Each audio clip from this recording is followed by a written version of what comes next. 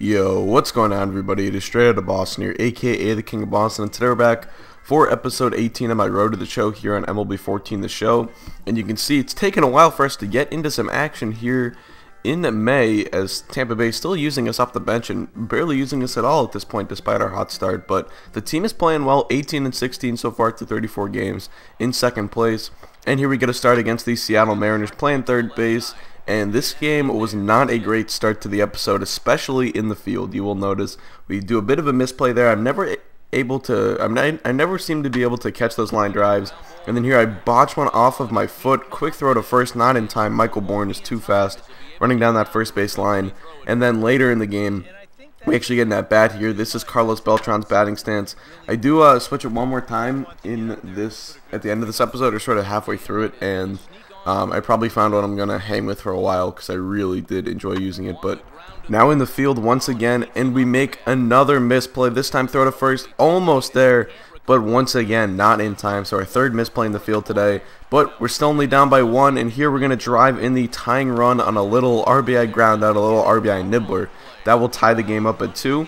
And we're going to have an opportunity to come up now in extra innings. Bottom of the 10th, 2-0 count. Charlie Furbish on the mound. And I line one down the left field line for a base hit. That's going to get down into the, well, not quite into the corner, but we end up getting on base. And I do not think we score here. Nope, we actually came up again in the 12th and struck out. So we definitely did not score in the 10th there. But we did our part that game offensively. Still got to be a little bit better defensively. We show signs of competentness, if you could say that's a word. But here's a nice little 2-run home run into the right center field bleachers.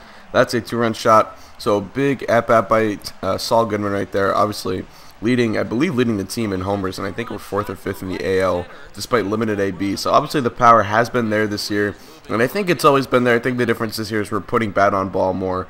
And it's just simply that. If we put more bat on ball, the higher chance we're going to put it in play, higher chance we're going to drive it out of there. So we go 1 for 5 that game, but the one is a nice home run. And then the next game we end up going 0 for 2 in a couple. We had a pinch hit opportunity and then had another AB in the 13th. But here back for a game against the Chicago White Sox, bottom of the 2nd. And once again, that is a deep fly to left field, and that is a no-doubter, a huge shot. And that's a good piece of hitting by Saul right there. The ability to stay inside on the ball as he did right there, keep the hands in, and drive that to left field with power. So that was a nice piece of hitting. And I don't know about if this actually is true at all, but it does seem like we hit from more power from the right side. Obviously, we have less at bats there, so the home run totals probably aren't as high. But I'd be curious to look at the homers per plate appearance from both sides of the plate. Here's another shot down the left field line, similar to our hit a couple games ago. We get another single, so we get on base once again, doing our part offensively, and no misplays to report defensively, so I'd say we're doing our part as a whole. 2 for 4 that game. Now, later, going into a series against the Cleveland Indians, we were in Cleveland. You can see we're in 359 over our last 10 games, so really putting it all together this year from the plate. And then there's an opposite field shot to deep left fielder going back. He looks up, and that is gone. Didn't think that was going to get out of here. Now with that high wall in left field in Cleveland. And it did seem like we got under it a little bit, at least just watching the at-bat over again. But still, it gets out of there. That's what matters, and I believe that was a 2-run shot. So another home run for Saul Goodman, and I'm not too sure what the score was. Looks like this was actually a 3-run shot. Driving home Myers and Longoria. Obviously, 2 guys we hope to get on base a lot in front of us. But 5-1 now is the score, top of the 5th. And this one's driven to deep left center field. This time, do we have another one? Yes, we do. Just getting over the wall once again there.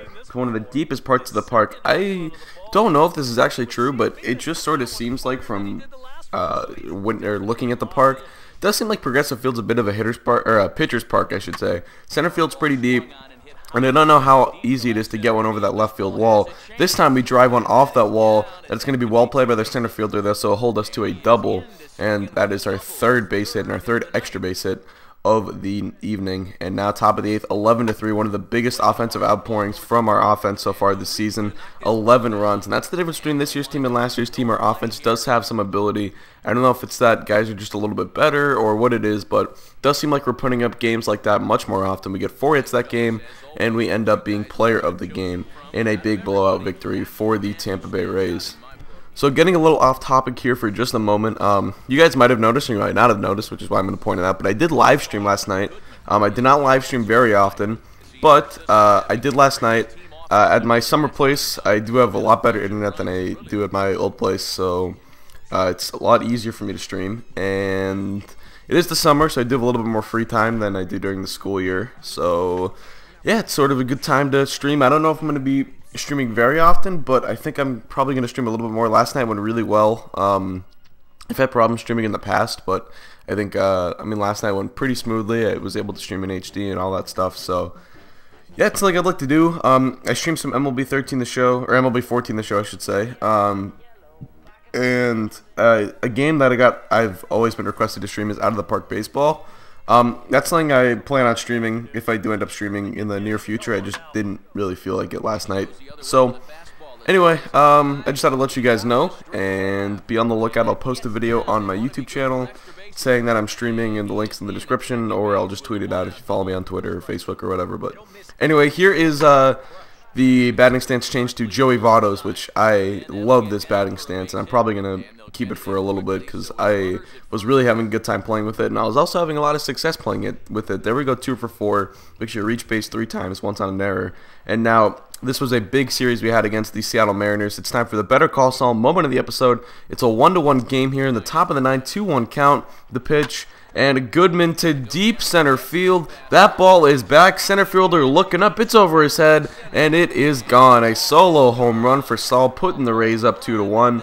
And that was a huge hit right there. That low fastball, I do love hitting those low fastballs. If you guys ever played me in MLB 14 or MLB 13 or any MLB game, you would know that I eat those low fastballs for breakfast. And there was one that I just crushed to center field for a solo shot, and we beat Tom Wilhelmsen and the Seattle Mariners. Bobby Parnell gets his 14th save of the season, and we get our 30th win of the season, I believe now, 30-20 or something like that. So team really playing well here. We're coming into this game leading the Rays in home runs with 12, and you can see we're hitting like 330 with a 345 OBP. Obviously never been one to walk much, but King Felix on the hill, this is going to be a tough test for us. But that's a high fastball that we get around on deep center field, and that ball is just over the glove of Michael Bourne. He tried to scale the wall right there and grab that, but he could not do so. That is a high fastball. Now, the high fastball is something that I do have a tough time getting around on in this game, but I was able to do it there, and that is a huge shot, just getting over the glove of the scaling Michael Bourne. But now top of the 6th, we are getting blown out by Seattle here, but there's another up and away fastball, and this one is hit high and deep to left center, and this ball is gone. Another home run for Saul, another one on a high fastball right there, and another one off of King Felix. Felix Hernandez, one of the best pitchers in baseball for the last 7 or 8 years. And he is getting lit up right now by Saul. Obviously, the team not doing so well. It's still 12-2 Mariners. But this was a cool game, being able to hit 2 home runs off of one of the best pitchers in baseball. Now coming up, can we do it again? Well, this one is a line drive now to right center field. That's going to get down and almost get to the wall. Michael Bourne cuts it off, but Goodman rounding one, heading for 2, and he's in there safely with a double. Dives in, and that is going to be the 3rd hit and the 3rd extra base hit of the evening. Now top of the 9th, trying to make a little comeback here. Tyler Clippard on the mound. Another high fastball that Goodman gets around on. This time doesn't quite hit it as far as he did those first 2 times, but he hits it far enough to left field to drive in a run on the sacrifice fly. So another RBI. That's our 3rd RBI of the game, I believe. And we end up going 3 for 4 with a sac fly. So good game out of Saul. A great game, I would say. One of the best games I've ever played, quite frankly. So now continuing on with the Seattle series, we have a day game here rocking the throwback uniforms. These are pretty fun to wear once in a while, although I would say that the Rays probably overwear them in this game mode. But another base hit right there on a 5-pitch AB. Nice piece of hitting. Just look at that leg kick. The stance in this, I love this stance. It's a beautiful leg kick. I think leg kicks are awesome in baseball. But anyway, we go 1 for 4 that day, and that is going to wrap up this episode. That's going to wrap up episode 18. So like I said, if I do end up live streaming, look out for a video. I don't really have any sort of schedule developed because my work schedule for the summer pretty much varies, so I really can't commit to anything like streaming every Wednesday night or something. But yeah, just be on the lookout for on Twitter, or if I post a YouTube video to it, it'll probably be in the evening, maybe sometimes during the day, not too sure. And also, I did post my 1000th video a couple days ago, something I did not know I was so close to. I know I was sort of creeping up on it, but I didn't realize I was that close to it. And I just want to thank everyone for sort of being with me for these last couple of years. My YouTube birthday, so to say, was June 20th. Just my 2-year YouTube birthday anniversary, whatever you want to call it.